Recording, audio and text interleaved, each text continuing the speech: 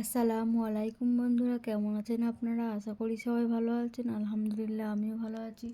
আবারও একটি নতুন ভিডিও নিয়ে আপনাদের সঙ্গে চলে এসেছি। মিজানুর রহমান আজহারী ওয়াজ। আপনারা যারা যারা মিজানুর রহমান আজহারী ওয়াজ শুনতে ভালোবাসেন তারা পুরো ভিডিওটা দেখে থাকবেন। আশা করি ভালো লাগবে। ভিডিওটি যদি ভালো লাগে একটি লাইক, কমেন্ট ও শেয়ার করবেন বন্ধুরা। চ্যানেলটি সাবস্ক্রাইব করে পাশে থাকবেন বন্ধুরা। ভালো থাকবেন। সব নবীকে আল্লাহ একটা করে দোয়া দিয়েছেন। নবী দোয়া করলেই কবুল। সব নবীরা ওই দোয়া করে ফেলেছে দুনিয়াতে। বিশ্বনবী বলেন, আমি করি নাই, আমি দুনিয়ার বুকে কঠিন বিপদে পড়েও কোনোদিন করি নাই। আমি আমার স্পেশাল দোয়াটা কিয়ামতের দিন আমার গুনাহগার উম্মতকে সুপারিশের জন্য রেখে দিয়েছি। আজকে আমি তোমার দরবারে দাঁড়িয়ে কিয়ামতের দিন ওই দোয়াটা করছি। আল্লাহ, আমার যে উম্মতের হৃদয়ে যাররা পরিমাণ ঈমান আছে, আমার একটা উম্মতকেও তুমি জাহান্নামে ঢুকাতে পারবা না। বিশ্বনবী একবার ছাগলের রান খাচ্ছিলেন। খেতে খেতে বিশ্বনবী বলেন, আনা সাইয়্যিদুন নাসি ইয়াউমাল কিয়ামা, আমি কিয়ামতের দিন সর্বশ্রেষ্ঠ হব, মানুষের মধ্যে সর্বশ্রেষ্ঠ সেরা আমি বিশ্বনবী। আলহামদুলিল্লাহ পড়েন। বিশ্বনবী বলেন, সেদিনটা বড্ড ভয়ঙ্কর।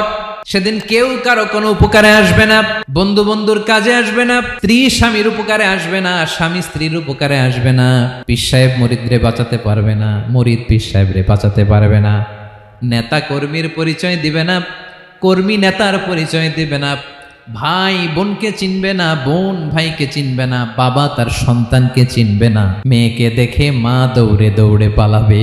বড্ড ভয়ঙ্কর দিন। বিশ্বনবী বলবেন, জমিনটা এখনকার মতো থাকবে না, পুরো জমিনটা সমান হয়ে যাবে ফ্ল্যাট।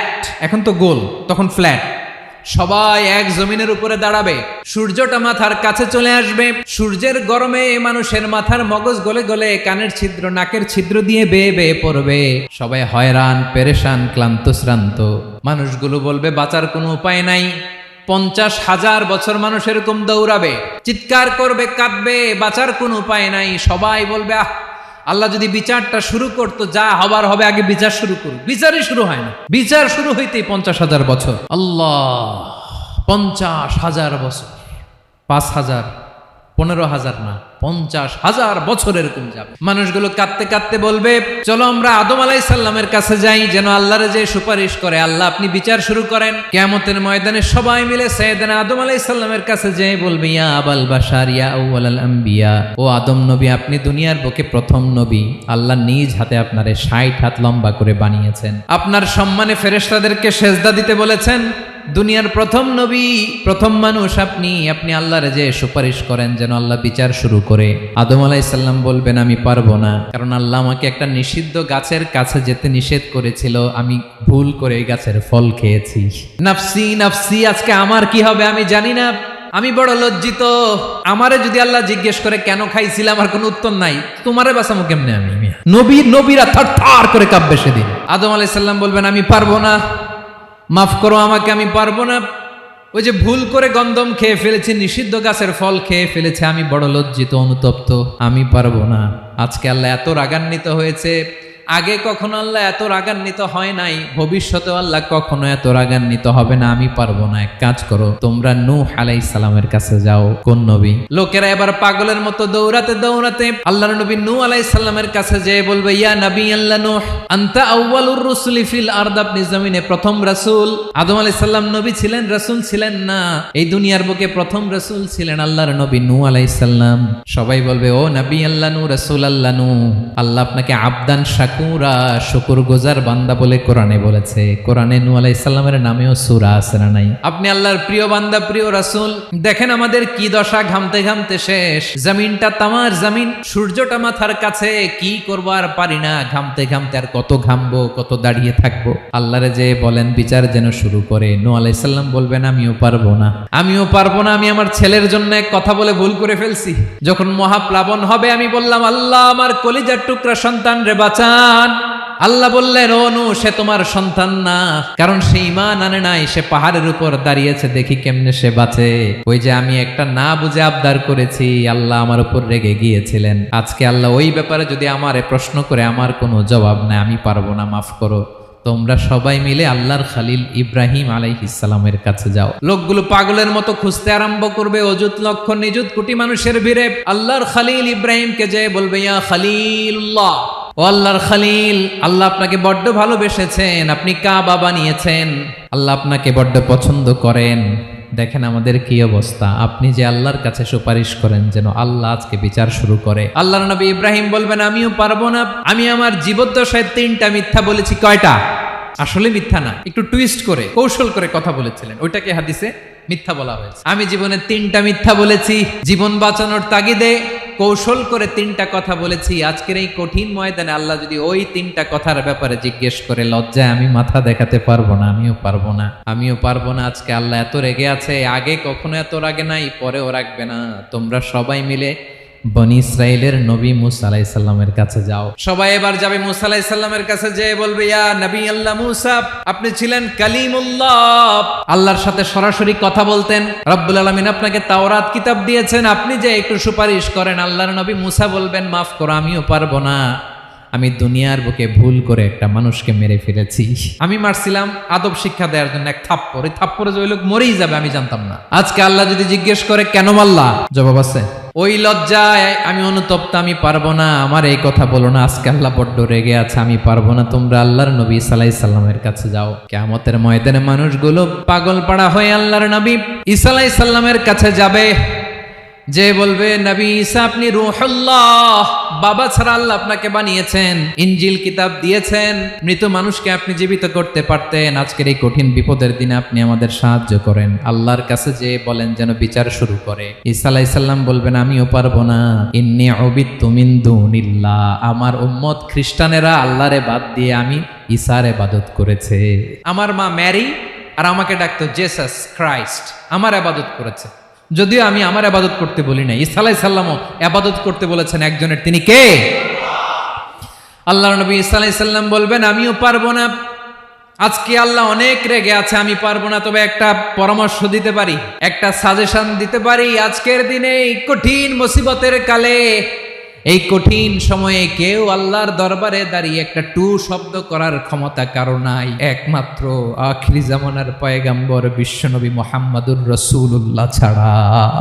মানুষগুলো এবার আগুনের মধ্যে পানি দিলে যেমনি আগুন নিভে যায়, দাউ দাউ করা হৃদয়ে জ্বলন্ত আগুন তাদের ঠান্ডা হবে। কিয়ামতের ময়দানে ওই বিভীষিকাময় সময়ে মুসিবতের কালে মানুষগুলো পাগল হয়ে বিশ্বনবীকে খুঁজতে আরম্ভ করবে।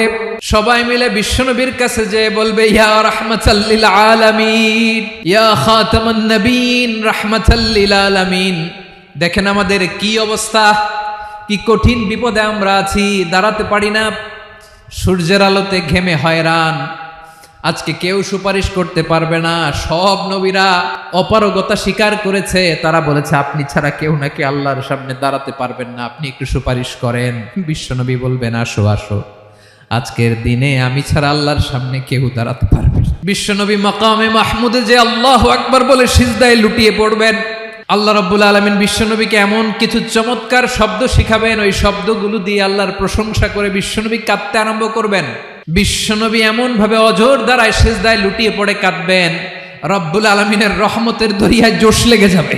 রব্বুল আলামিন এই দৃশ্য থেকে সহ্য করতে পারবেন না। রব্বুল আলামিন বলবেন ইয়া মুহাম্মদ ইরফা রাসাক, ও নবী আপনি মাথা তোলেন, মাথা তোলেন, আপনার কান্না আমি সহ্য করতে পারি না।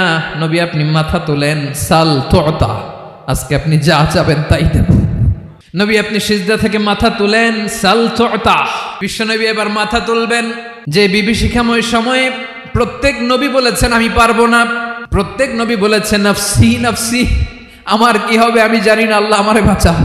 প্রতিটি নবী বলবেন নফসি নফসি, আল্লাহ তুমি আমারে বাঁচাও, আমারে বাঁচাও। বিশ্বনবী মাথা তুলবেন, তুলে বলবেন রব্বি হাবলি উম্মতি, আল্লাহ তুমি আমার গুনাহগার উম্মতকে বাঁচাও। এই দুনিয়ার বুকে রব্বুল আলামিন সব নবীকে একটা করে দাওয়া মুস্তাজাবা দিয়েছেন, মানে যে দোয়া করলে কবুল হয়ে যায় সাথে সাথেই। দাও বিহা, দুনিয়ার সব নবীরা ওই দোয়াটা দুনিয়ায় করে ফেলেছে। সব নবীকে আল্লাহ একটা করে দোয়া দিয়েছেন, নবী দোয়া করলেই কবুল। সব নবীরা ওই দোয়া করে ফেলেছে দুনিয়াতে। বিশ্বনবী বলেন আমি করি নাই। ওয়া ইন্নী আখতাবিউ দাওয়াতি শাফাআতান লি উম্মতি ইয়াউমাল কিয়ামাহ, আমার ওই স্পেশাল দোয়াটা আমি দুনিয়ার বুকে কঠিন বিপদে পড়েও কোনোদিন করি নাই। আমি আমার স্পেশাল দোয়াটা কিয়ামতের দিন আমার গুনাহগার উম্মতকে সুপারিশের জন্য রেখে দিয়েছি। আল্লাহ বলবেন নবীর ফারাসাক, মাথা তোলেন, আর কাটবেন না। বিশ্ব নবী মাথা তুলবেন। আল্লাহ বলবেন সাল তুতা, আপনি যা চাবেন তাই দেব। ওয়াশফা তুশাফা, সুপারিশ করেন, সুপারিশ কবুল করব। বিশ্ব নবী বলবেন আল্লাহ, ওই স্পেশাল দোয়াটা দুনিয়াতে করি নাই, আজকে আমি তোমার দরবারে দাঁড়িয়ে কিয়ামতের দিন ওই দোয়াটা করছি। আল্লাহ, আমার যে উম্মতের হৃদয়ে যাররা পরিমাণ ঈমান আছে, আমার একটা উম্মতকেও তুমি জাহান্নামে ঢুকাতে পারবা না। বিশ্বনবী পাগলের মতো একবার হাউজে কাউসারে যাবেন, একবার সিরাতে যাবেন, একবার পুলসিরাতের দিকে, একবার হাউজে কাউসারের দিকে পাগলের মতো দৌড়াতে থাকবেন, তার কোনো গুনাহগার উম্মত যাতে জাহান্নামে ঢুকে না যায়।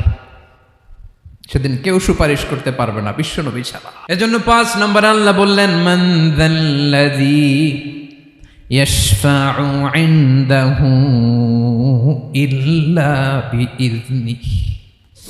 কার সাহস আছে, কার এত বড় বুকের পাটা কিয়ামতের কঠিন দিন আল্লাহর সামনে দাঁড়িয়ে সুপারিশ করবে? কারো ক্ষমতা নেই, কারো ক্ষমতা নাই।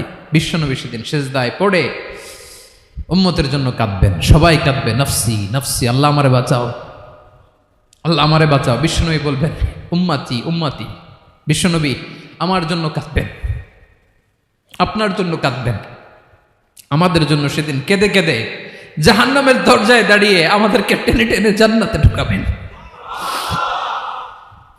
এজন্য এই বিশ্বনবীর ভালোবাসা যেন আমাদের হৃদয়ে ভরপুর থাকে। আমার ভাইয়েরা, প্রতি শুক্রবার বিশ্বনবীর উপরে বেশি বেশি যেন আমরা দুরূদ পড়ি। আমরা যখন বিশ্বনবীর সালাম দেই, দুরূদ পড়ি, একদল স্পেশাল ফেরেশতা আছে যারা বিশ্বনবীর দুরূদটা নিয়ে সরাসরি বিশ্বনবীর রওজায় যায়, যে বলে অমুকের বেটা অমুক আপনারে সালাম দিয়েছে। বিশ্বনবী নিজ কবরের থেকে নিজেই সালামের উত্তর দেয়। বিশ্বনবীর ভালোবাসা যেন আমাদের হৃদয়ে থাকে, বিশ্বনবীর সুন্নাহ দিয়ে যেন আমাদের জীবনটাকে সাজাই। পারা যাবে ইনশাআল্লাহ। বিশ্বনবীর ভালোবাসা ছাড়া কেউ জান্নাতে ঢুকতে পারবে? বিশ্বনবীর পক্ষে আমরা বলবো, বিশ্বনবীর পক্ষে আমরা লিখব, বিশ্বনবীর জন্য আমরা আমাদের কলিজার রক্ত বিলিয়ে দিব, ঠিক কিনা বলেন? সেদিন বিশ্বনবী ছাড়া কেউ সুপারিশ করতে পারবে না। 5 নম্বর আল্লাহ বললেন মান যাল্লাযী ইয়াশফাউ ইনদাহু ইল্লা বিইযনি। কে আছে সুপারিশ করবে আল্লাহর সামনে? আর আপনি আপনার বাবার দরবারে যে সেজদা দেন, হ্যাঁ, ইব্রাহিম আলাইহিস সালাম থারথার করে কাঁপবে আর বলবে নফসি নফসি, আল্লাহ আমারে বাঁচাও। মুসা আলাইহিস সালাম থারথার করে কাঁপবে, আল্লাহ নফসি নফসি, আমারে বাঁচাও। আর আপনি পীরের দরবারে যে সেজদা দেন, কোথায় আছেন আপনি? খবরদার, কেউ বাঁচাতে পারবে না। যাকে ইল্লা আল্লাহ যাকে অনুমতি দেন, বিশ্বনবীকে দিবেন, নবীদেরকে দিবেন, এরপরে আল্লাহ তার স্পেশাল ওয়ালিদেরকে, মুত্তাকিনদেরকে, শহীদদেরকে, সিলেক্টেড বান্দাদেরকে দিবেন। কিন্তু কাকে দিবেন, কার জন্য দিবেন, দুনিয়ার কেউ জানে না। একজন ছাড়া, তিনি কে? আল্লাহর ওয়ালিদেরকে, নেককার লোকদেরকে আল্লাহ সুপারিশের অনুমতি দিবেন। কিন্তু আপনি যারে মানেন, যার পায়ে সেজদায় লুটিয়ে পড়ে থাকেন, তারে যে আল্লাহ দিবেন, এটার কোনো গ্যারান্টি আছে? কথা বলেন। এজন্য জপতে হবে একজনের নাম, আওয়াজ করে বলুন, তিনি কে? Be a part of our vision. Do listen and share the khair.